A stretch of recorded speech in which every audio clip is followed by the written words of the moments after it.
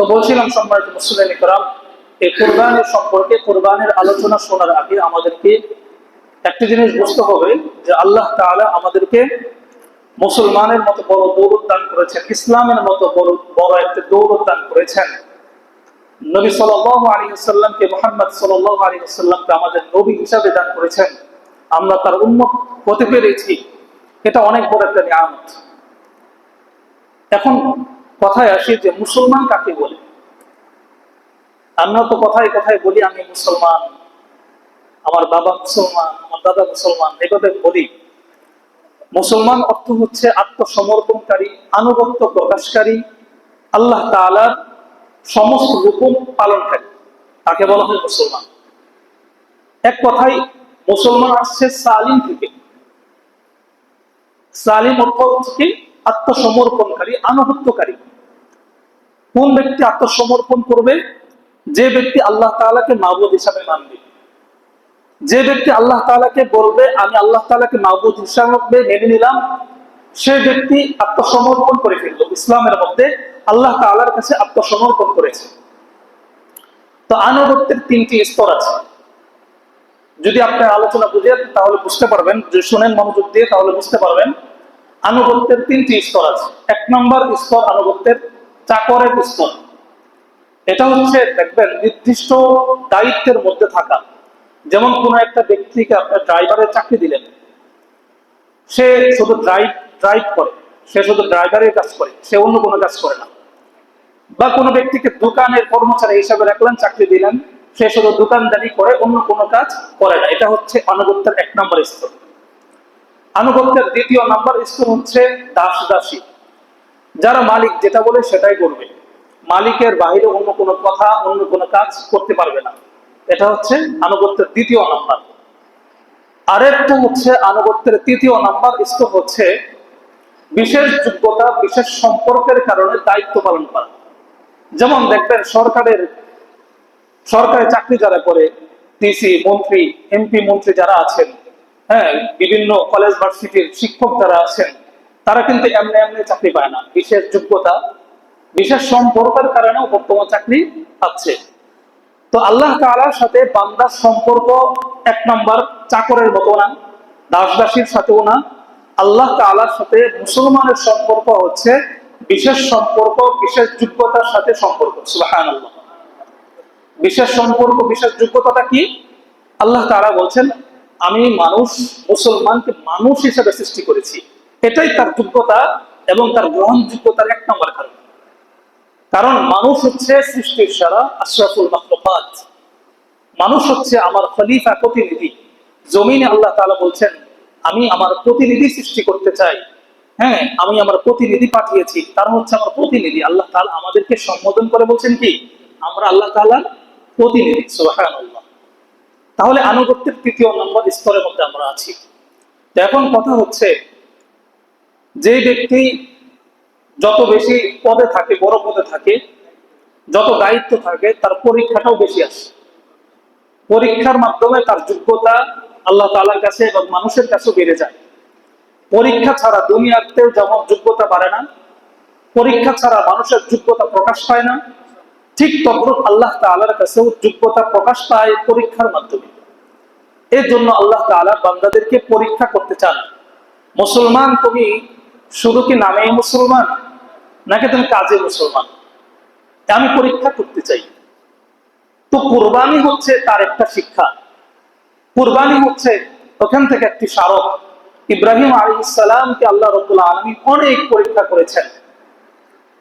এই কুরবানি হচ্ছে ইব্রাহিম আলাইহিস সালামের ইতিহাস, এবং এখান থেকে শিক্ষা নেওয়া যে মুসলমানকে আল্লাহ তাআলা বিভিন্নভাবে পরীক্ষা করেন, এবং পরীক্ষা করার মাধ্যমে আল্লাহ তাআলা মুসলমানদেরকে মর্যাদায় ভূষিত করেন।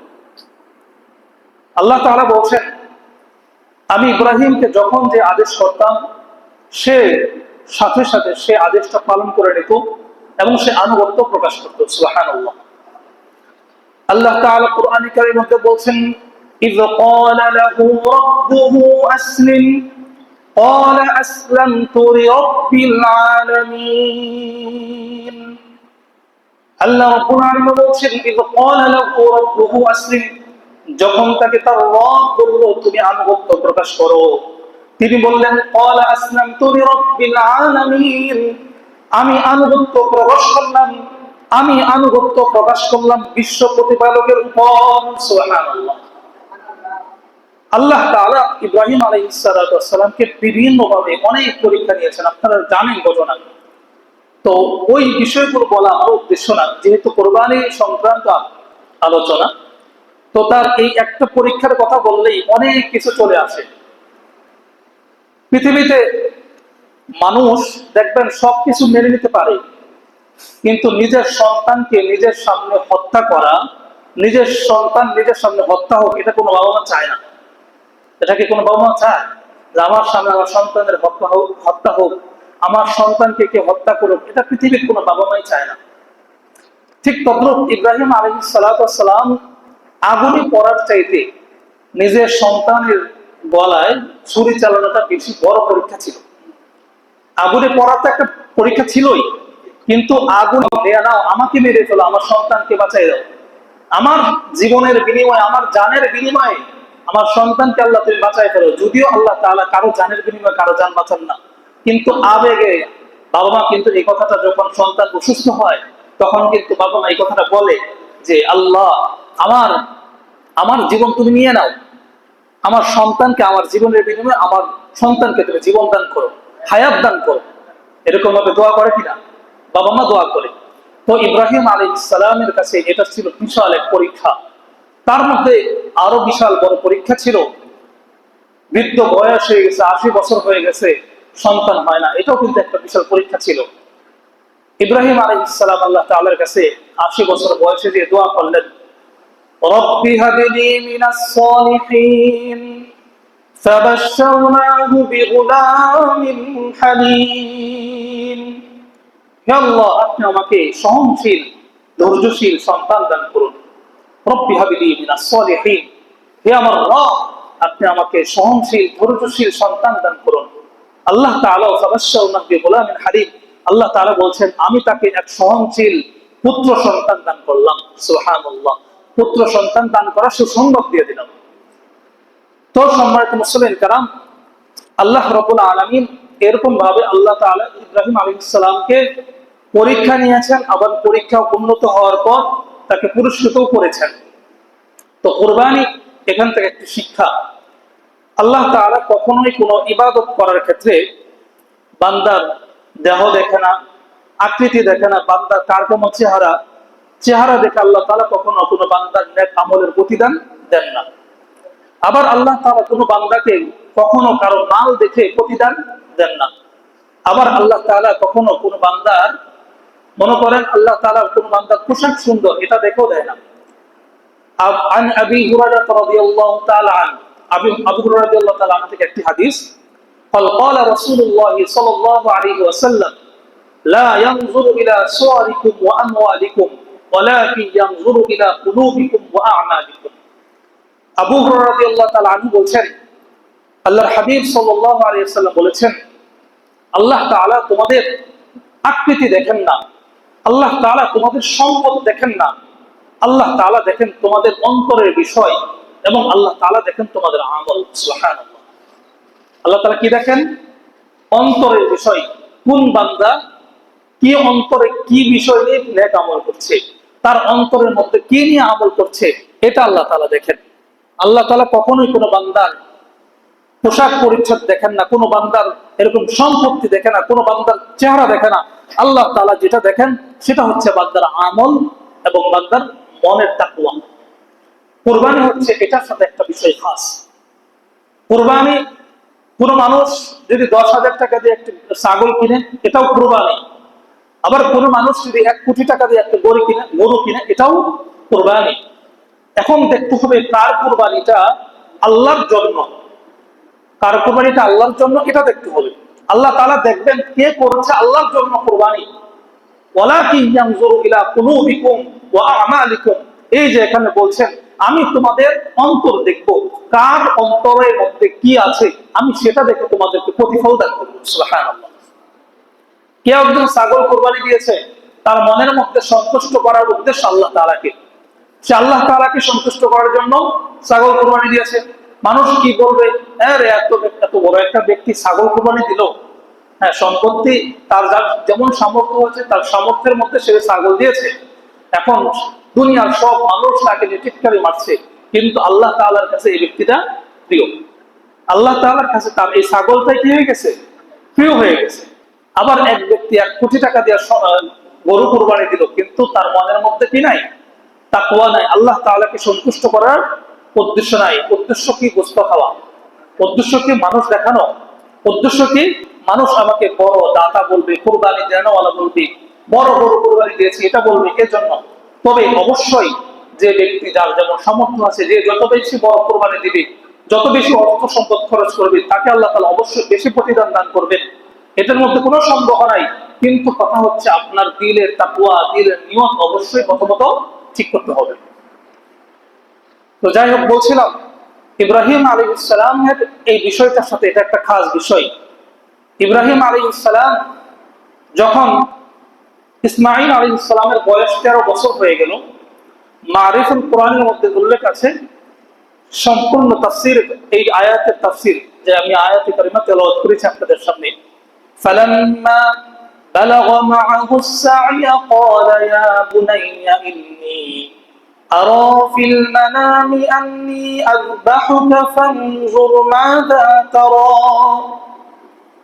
আল্লাহ তাআলা কোরআনে কারীমের মধ্যে বলেন ফালাম্মা বালাগা মাআহু السعي, অতঃপর যখন তার পুত্র সন্তানের তার বাবার সাথে চলাফেরার একটা বয়সে উপনীত হলো, অতঃপর আমি তাকে বললাম ফালাম্মা বালাগা মাআহু السعي قال يا بني, তখন তিনি তার সন্তানের কাছে গিয়ে বললেন قال يا بني, হে আমার সন্তান, ইন্নী আরা ফিল মানাম, আমি স্বপ্নে দেখেছি, আন্নী আযবাহুকা, তোমাকে জবাই করছি, ফানজুর মাযা তারা, এই বিষয়ে তোমার মতামত কি, তুমি তোমার মত দাও। قال يا أبت افعل ما تؤمر ستجدني إن شاء الله من الصابرين। যেমন পিতা তেমন সন্তান, বাপ কা বেটা সিপাহী কা গোরা কুছ না হোতা থোড়া থোড়া, একটা কথা আছে। ইসমাঈল আলাইহিস সালাম ভবিষ্যৎ নবী, তার উত্তরটা এমন হয়েছে, তিনি বলছেন قال يا أبت افعل ما تؤمر, হে আমার পিতা, আপনি যে বিষয়ে আদিষ্টিত হয়েছেন আপনি সেই কাজ করে ফেলুন, অবশ্যই আপনি আমাকে ধৈর্যশীলদের সাথে পাবেন। সুবহানাল্লাহ, জোরে সোরে বলেন সুবহানাল্লাহ।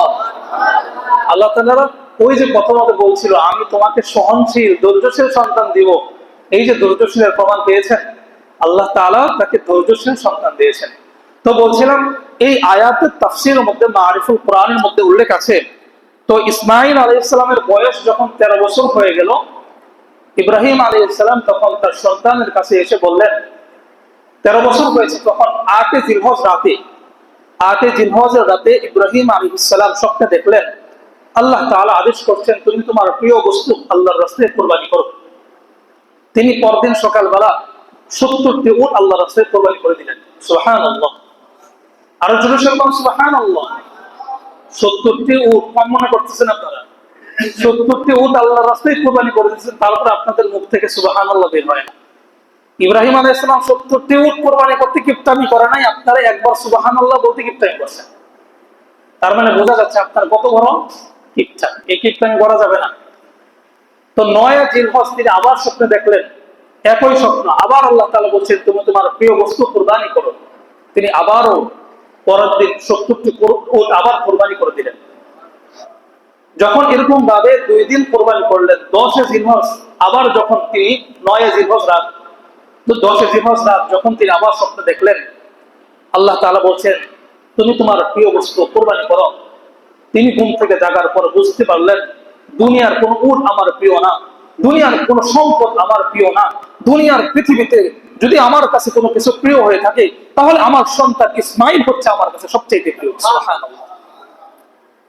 ইব্রাহিম আলাইহিস সালাম সন্তানের কাছে গিয়ে বললেন সন্তান, আমি তো এরকম স্বপ্নে দেখেছি আল্লাহ তাআলা আমাকে আদেশ করেছে তোমাকে কুরবানি করার ব্যাপারে, এই ব্যাপারে তোমার মত কি? ইসমাঈল আলাইহিস সালাম বললেন, ওই যে আমি আয়াতের কালিমা তরজমা করলাম, ইসমাঈল আলাইহিস সালাম বললেন ক্বালা ইয়া আবাতি ফাআল মা তুমার সাতাজিদুনি ইনশাআল্লাহু মিনাস সাবিরিন।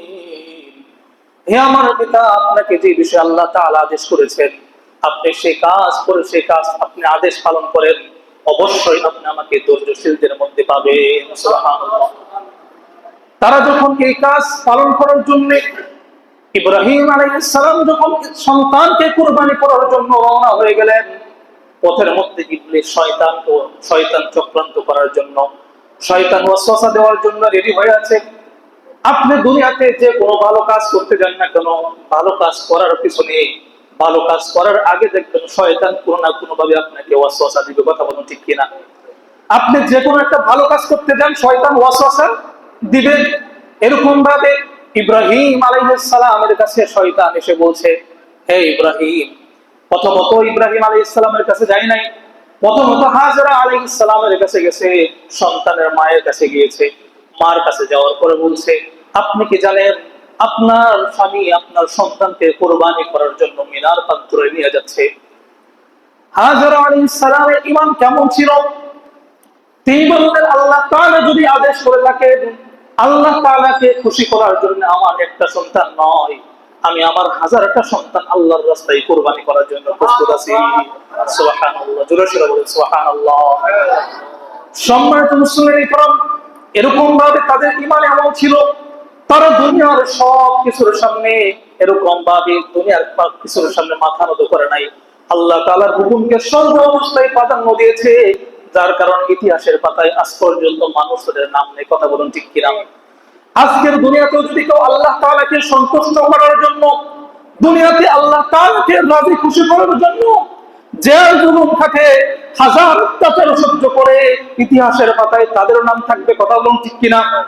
আজকে যাদেরকে অন্যায়ভাবে জুলুম করা হচ্ছে, আলেমদেরকে জুলুম করা হচ্ছে, হক কথা বলার কারণে জুলুম করা হচ্ছে, অন্যায়ভাবে তাদেরকে জেলের মধ্যে বছরের পর বছর রেখে তাদেরকে অন্যায়ভাবে এরকম ভাবে তাদের জীবনটাকে শেষ করে দেওয়া হচ্ছে, তাদের প্রতিদানকে আল্লাহ তাআলা দিবেন না?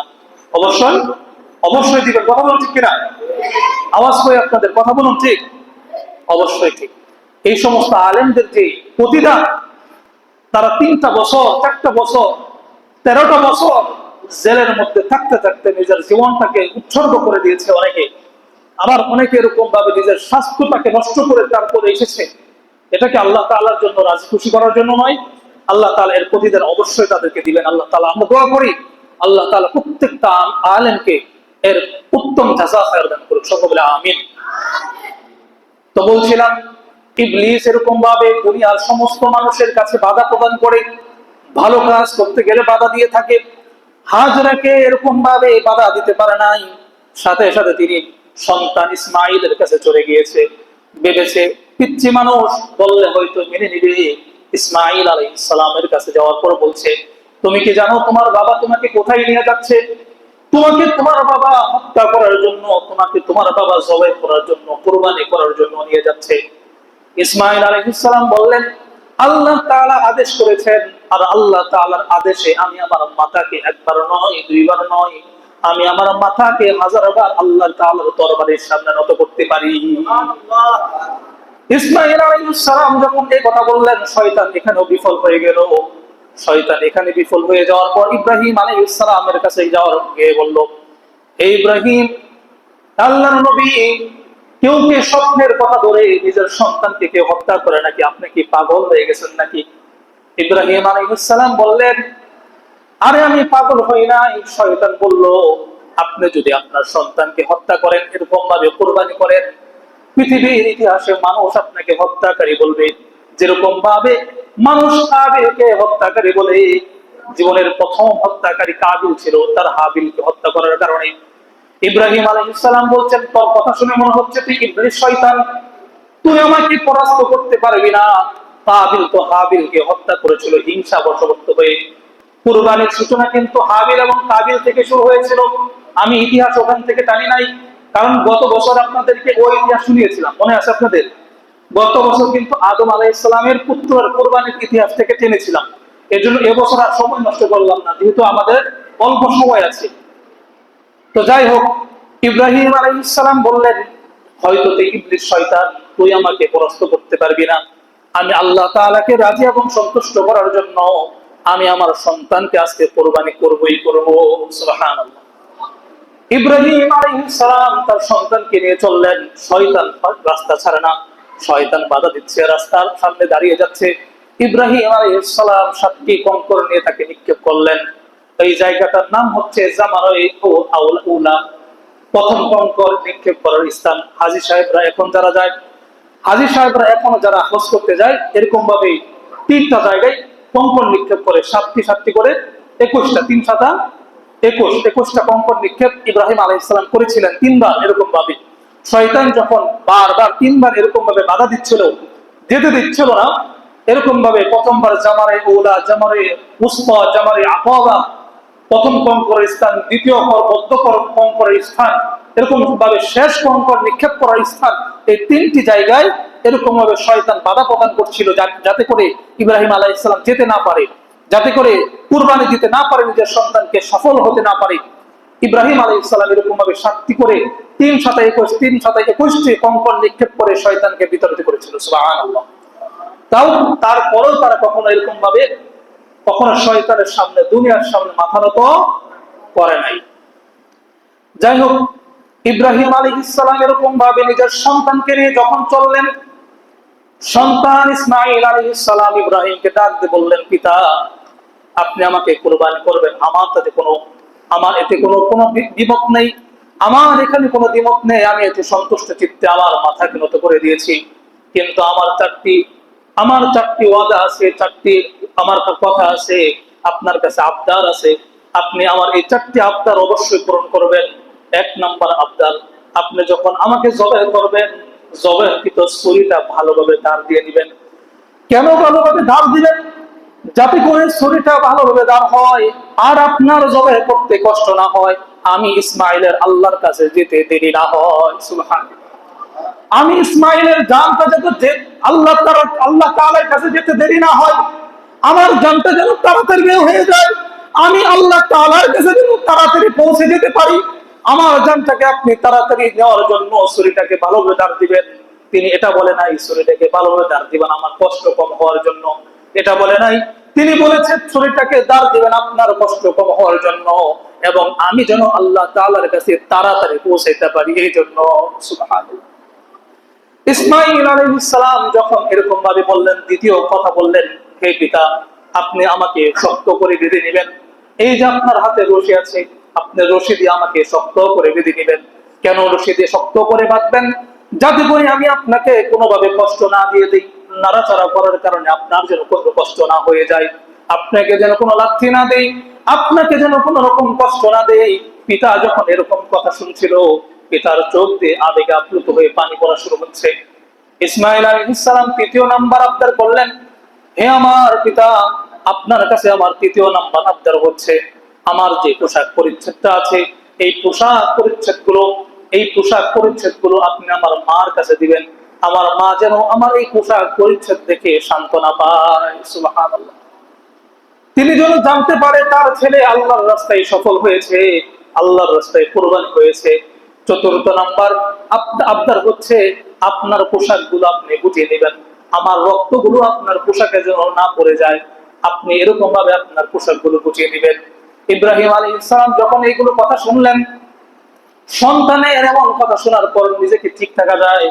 সন্তানের এই সমস্ত কথা শোনার পর ইব্রাহিম আলাইহিস সালামের চক্ষু দিয়ে পানি ঝরতে লাগলো। তিনি নিয়ে গেলেন মিনার প্রান্তরে, নিয়ে গেলেন জবাহ করার জন্য। যখন নিয়ে গেলেন, তিনি জবাহ করবেন এমন মুহূর্তে ছুরি চালাতে লাগলেন। ছুরি চালাচ্ছেন, গলা কাটে না। এদিকে জিবরাইল আমিন আলাইহিস সালামকে আল্লাহ রাব্বুল আলামিন আদেশ করলেন, জিবরাইল, আমার বন্ধু আমাকে সন্তুষ্ট করার জন্য দেখ কি করতে যাচ্ছে। নিজের সন্তানকে জবাহ করতে যাচ্ছে, নিজের কোন ৭০টা উট কুরবানি করেছে, 140টা উট কুরবানি করেছে, তারপর নিজের সন্তানকে জবাহ করতে এসেছে। আমার বন্ধুকে আর কষ্ট দিস না, যা যা তাড়াতাড়ি তরবারি ধরে ফেল। তরবারি যখন ধরে ফেলেছে, তরবারি তো গলা কাটে না, ইসমাঈল আলাইহিস সালামের গলা কাটে না। ইব্রাহিম আলাইহিস সালাম ডাক দিয়ে বললেন, কি কর? তরবারির জবান আল্লাহ তাআলা খুলে দিয়েছে।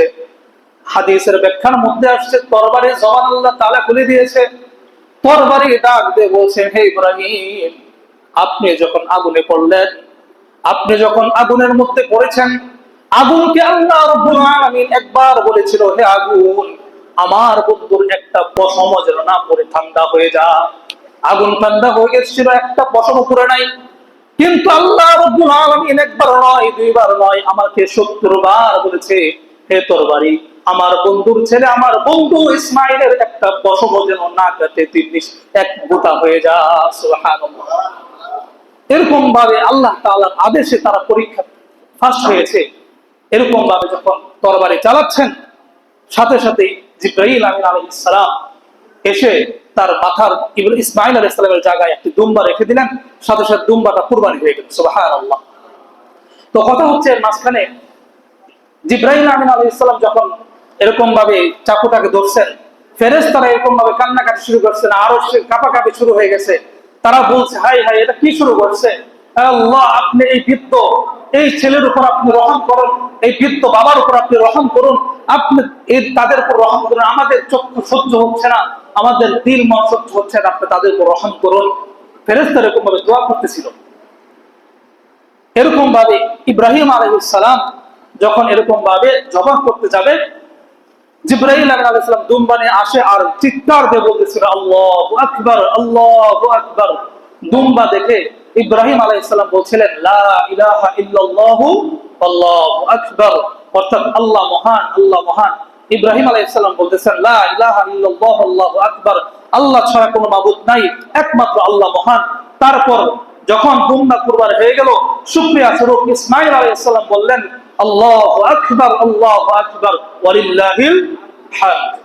আল্লাহ রাব্বুল আলামিন এই বিষয়টাকে এত পছন্দ করলেন, মুসলমানদের জন্য 9 জিলহজ থেকে 9 জিলহজ ফজর থেকে 13 জিলহজ আসর পর্যন্ত 5 ওয়াক্ত, অর্থাৎ 5 দিন 45 এরকম মনে হয়, 5 দিন আর কি, এরকম ভাবে পুরুষদের জন্য ফরজ নামাজের পর সালাম ফেরানোর পর উচ্চ স্বরে তাকবীর তাশরিক বলা ওয়াজিব। সুবহানাল্লাহ। আর মহিলাদের জন্য নিচু কণ্ঠে এই তাকবীর তাশরিক বলা ওয়াজিব। তার প্রত্যেক নামাজের পর এবং জুমার নামাজের পর, ঈদের নামাজের পর এই তাকবীর তাশরিক গুলো পড়বে। এটা ওয়াজিব করে দিয়েছে আল্লাহ তাআলা, এতটা পছন্দ হয়েছে। তো সম্মানিত মুসলিম کرام, আল্লাহ তাআলার জন্য যারা এরকম ভাবে নিজের জীবন বিলিয়ে দিবে, আল্লাহ তাআলা তাদের জন্য কি ঘোষণা করছেন? আল্লাহ তাআলা পরে আয়াতের মধ্যে বলে দিচ্ছেন, ওয়ানাদাইনাহু আইয়া ইব্রাহিম قد صدقت الرؤيا إنا كذلك نجزي المحسنين। আল্লাহ রাব্বুল আলামিন ইব্রাহিম আলাইহিস সালামকে ডাক দিয়ে বলছেন, ওয়ানাদাইনাহু আইয়া ইব্রাহিম, হে আমার বন্ধু, হে আমার খলিল ইব্রাহিম, ওয়ানাদাইনাহু আইয়া ইব্রাহিম قد صدقت الرؤيا, আপনি তো আপনার স্বপ্নকে সত্য হিসেবে পরিণত করেছেন। সুবহানাল্লাহ। قد صدقت الرؤيا إنا كذلك نجزي المحسنين, আমি এভাবেই মুমিনদের পরীক্ষা নিয়ে থাকি এবং তাদের প্রতিদান দিয়ে থাকি। সুবহানাল্লাহ। আল্লাহ তাআলা বলছেন, আমি মুমিনদেরকে এরকম ভাবে পরীক্ষা নিয়ে থাকি এবং পরীক্ষার পর আমি আল্লাহ তাআলা আবার তাদেরকে এরকম ভাবে প্রতিদানও দিয়ে থাকি, পুরস্কার দিয়ে থাকি। তার মানে বোঝা যাচ্ছে, দুনিয়াতে চলার পথে আল্লাহ তাআলা আমাদেরকে, যারা আল্লাহ তাআলার যত বেশি প্রিয়, আল্লাহ তাআলা তাদেরকে পরীক্ষা নিবেন তত বেশি। এই দুনিয়াতে আল্লাহ তাআলা সবচাইতে বেশি পরীক্ষা নিয়েছেন নবীদের। সবচাইতে বেশি পরীক্ষা নিয়েছে কাদের? নবীদের। তারপর নিয়েছে সাহাবীদের। আপনি ইতিহাস করে দেখেন, নবীদের মতো কষ্ট কেউ জীবনে করে নাই, সাহাবীদের মতো কষ্ট জীবনে কেউ করে নাই। আমরা তার 1% কষ্ট করি না। সাহাবীরা ঈমান টিকিয়ে রাখার জন্য যে পরিমাণ কষ্ট করেছে, যে পরিমাণ রক্ত ঢেলেছে, ইসলামের যে ছায়াতলের যে গাছ, এই গাছের গোড়ায় যে পরিমাণ রক্ত ঢেলেছে সাহাবীরা, তার 1 ইঞ্চি পর্যন্ত আমরা কিছু করতে পারি নাই। এই জন্য বলছে আল্লাহ তাআলা বলছেন, যে আমার কাছে যত প্রিয় তার পরীক্ষা আমি তত বেশি নিব। কিন্তু দুনিয়ার মানুষ, আমরা দুর্বল ঈমানের মানুষ, তাই আমরা হতাশা হয়ে যাই, অল্পতেই আমরা হতাশা হয়ে যাই, আল্লাহর প্রতি নিরাশ হয়ে যাই। একবার বৃষ্টি দিলে রাগ করি, বৃষ্টি না দিলে রাগ করি, গরম দিলে রাগ করি, গরম না দিলেও রাগ করি। আমাদের মন হয়েছে এমন যে আমরা আল্লাহ তাআলার কোনো কিছুতে সন্তুষ্ট না, কোনো কিছুতে কিনা সন্তুষ্ট না। বেশি দিলেও রাগ করি, কম দিলেও কি করি? অভিযোগ করি। আল্লাহ শুধু অভিযোগ, অভিযোগের শেষ নাই। এই জন্য অভিযোগ কমাতে হবে, আল্লাহ তাআলা আমাকে যা দিয়েছে তার উপর সন্তুষ্ট থাকতে হবে। আল্লাহ তাআলার একটি সংক্ষিপ্ত একটা ঘটনা বলে শেষ করে দিচ্ছি। আপনারা বিরক্ত হচ্ছেন? বলতে পারি? আপনারা মনে হয় রাজি না, শেষ করে দিয়ে আলোচনা বলবো। হযরত মূসা আলাইহিস সালাম আল্লাহ তাআলার সাথে সাক্ষাৎ করার জন্য যাচ্ছেন। এই ঘটনাটা পুরো হাদিসে না, ইতিহাস থেকে পাওয়া। মূসা আলাইহিস সালাম আল্লাহ তাআলার সাথে সাক্ষাৎ করার জন্য যাচ্ছেন। প্রথম ব্যক্তির সাথে সাক্ষাৎ। এক ব্যক্তি বলছেন তার মনে করেন পরনে লুঙ্গি আছে আর কিছু নাই, পরনে লুঙ্গি আছে আর কিছু নাই, শুধু একটা শার্ট আছে সিরাবিয়া। তিনি বলতেছেন আল্লাহ তাআলা আমাকে জীবনে কিছুই দিলেন না। আল্লাহ তাআলার কাছে একটু বললেন যে আল্লাহ তাআলা যেন আমাকে কিছু দেয়, আমার জীবনে তো পরনে লুঙ্গি ছাড়া কিছুই নাই। মূসা আলাইহিস সালাম বললেন ঠিক আছে, আল্লাহ তাআলার কাছে আমি বলবো তোমার কথা। মূসা আলাইহিস সালাম চলতে থাকলেন। চলার পথে আরেক ব্যক্তি আসছে। তিনি বলতেছে আল্লাহ তাআলা তো আমার শুধু বিপদ আর বিপদ। আল্লাহ তাআলার কাছে বললেন আল্লাহ তাআলা যেন আমার বিপদ কমায় দেয়, আমার একটু সম্পদ দান করে, আমার তো কোনো সম্পদ নাই, খাওয়ার মতো সন্তানাদি নিয়ে চলার মতো কোনো সম্পদ নাই। আল্লাহ তাআলার কাছে বললেন আমার যেন এই আহসান করে দেন, এটা সমাধান দেন। মূসা আলাইহিস সালাম চলতে থাকলেন তার কথা শুনে। কিছুক্ষণ পরে এক ধনী ব্যক্তির সাথে সাক্ষাৎ। তিনি বলতেছেন আল্লাহ তাআলার কাছে বললেন আমার সম্পদ কিভাবে কমবে, কোন কাজ করলে।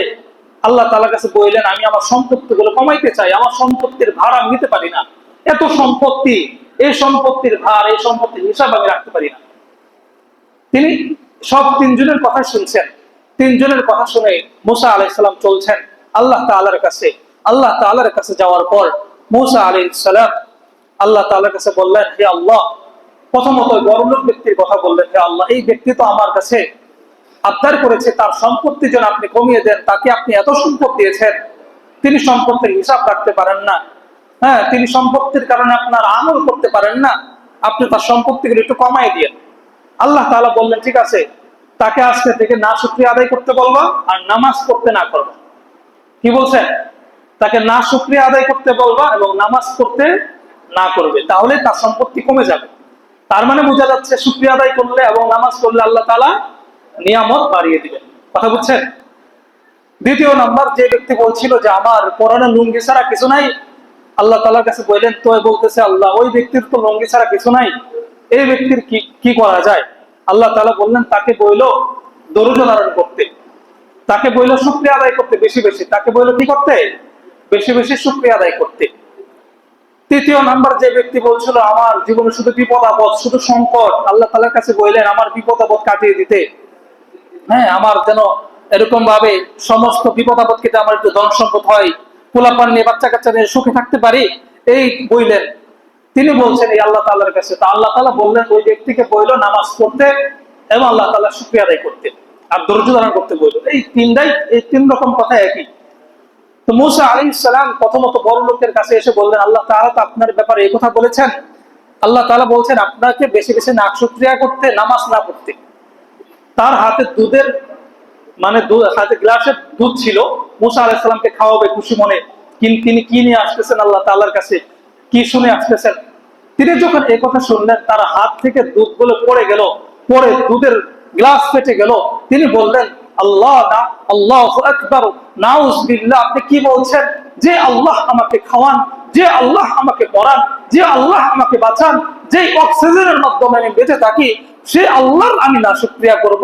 যে আল্লাহ আমাকে এই জীবন দিয়েছেন, যে আল্লাহ আমাকে হায়াত দিয়েছেন, যে আল্লাহ আমাকে সম্পত্তি দিয়েছেন, সে আল্লাহর না শুকরিয়া করব?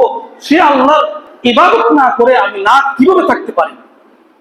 তিনি যখন এই কথা বললেন, এই কথা বলে যখন তার হাত থেকে গ্লাস পড়ে গেছে, গ্লাসের প্রত্যেকটা টুকরা মুফাসসিরিনরা বলছেন প্রত্যেকটা টুকরা স্বর্ণের উপরে হয়ে গেছে। সুবহানাল্লাহ।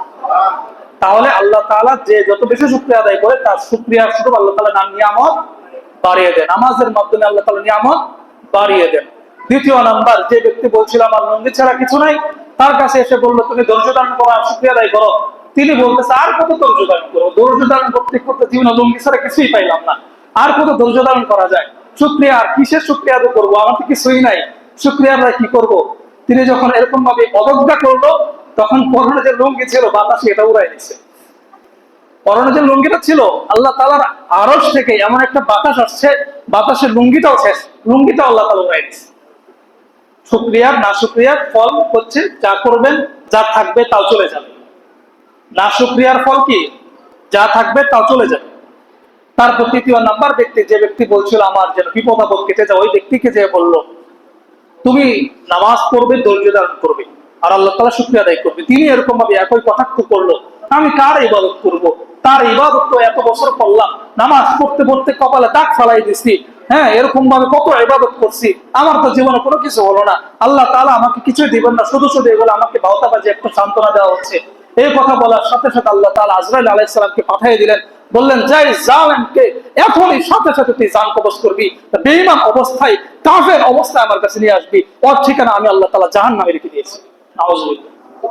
এর জন্য সম্মানিত মুসলিমরা, জীবনের সর্বহালতে সফলতা এবং ব্যর্থতা সর্ব অবস্থায় শুকরিয়া আদায় করবো কার? আল্লাহ তাআলা। ব্যর্থ হয়ে গেলে কখনোই নিজেকে মনে করবো না আমার এখানেই শেষ, ব্যর্থতা যেখানে শেষ ওখান থেকে নিজের জীবন শুরু, এটা মনে করতে হবে। কারণ ব্যর্থতা থেকে শিক্ষা লাভ করা যায়। ব্যর্থতা না হলে জীবনে মানুষ কিছু শিখতে পারতো না, ভুল না হলে মানুষ জীবনে কিছু শিখতে পারতো, ব্যর্থতা না হলে মানুষ পরিশুদ্ধ হবে কিভাবে? ব্যর্থতা যেখানে আছে এখানে পরিশুদ্ধতার ছোঁয়া আছে। এজন্য আপনাদেরকে বলবো, অবশ্যই সমস্ত ব্যর্থতার মধ্যে আল্লাহ তাআলার কথা স্মরণ করবেন, আল্লাহ তাআলা শুকরিয়া আদায় করবেন। আর আমি একটা কথা সবসময় বলছিলাম, বন্ধু নির্বাচনে সবসময় এই জিনিসটা মাথায় রাখবেন, বন্ধু নির্বাচনে সবচাইতে বেশি ভূমিকা পালন করবেন আপনার বন্ধুটা যেন ভালো হয়। একটা কথা আছে, নামাজিকে বন্ধু নামাজকে বন্ধু বানাও বা নামাজিকে বন্ধু বানাও, এই দুইটার বাইরে করো না। বেনামাজি বন্ধু বানায় না, নামাজ ছাড়া থাইকো না। হয় নামাজকে বন্ধু বানাও বা নামাজি বন্ধুকে বন্ধু বানাও, এর বাইরে থাইকো না। যদি তুমি বেনামাজি বন্ধুকে বন্ধু বানাও তাহলে তুমিও বেনামাজি হয়ে যাবা। যদি তুমি নামাজ না পড়ো, যে ব্যক্তি নামাজ পড়ে না তার সাথে উঠা বসা করো, তাহলে তুমি ওরকম ভাবে বেনামাজি হয়ে যাবা। এটাই দুনিয়ার নীতি। এই জন্য দুনিয়াতে চলার ক্ষেত্রে আমাদেরকে লক্ষ্য রাখতে হবে, কার সাথে চললে আমার জীবন সুন্দর হবে, কার সাথে চললে আমি গুনাহ মুক্ত জীবন গঠন করতে পারবো, কার সাথে চললে আমি গীবত মুক্ত জীবন গঠন করতে পারবো, কার সাথে চললে জীবনে কোনো ফাহেসা থাকবে না, কোনো গুনাহ থাকবে না, এভাবে চলতে পারবো, তার সাথে আমাদেরকে চলতে হবে। আল্লাহ তাআলা আমাদেরকে উত্তম ভাবে চলার তৌফিক দান করুক। কোরবানের ইতিহাস সম্পর্কে আলোচনা শুরু করেছি, সামনের সপ্তাহে ইনশাআল্লাহ কোরবানের ফজিলত সম্পর্কে এবং তার মর্যাদা সম্পর্কে কিছু কথা হবে, এর ভাবে ধারাবাহিক কিছু আলোচনা চলবে।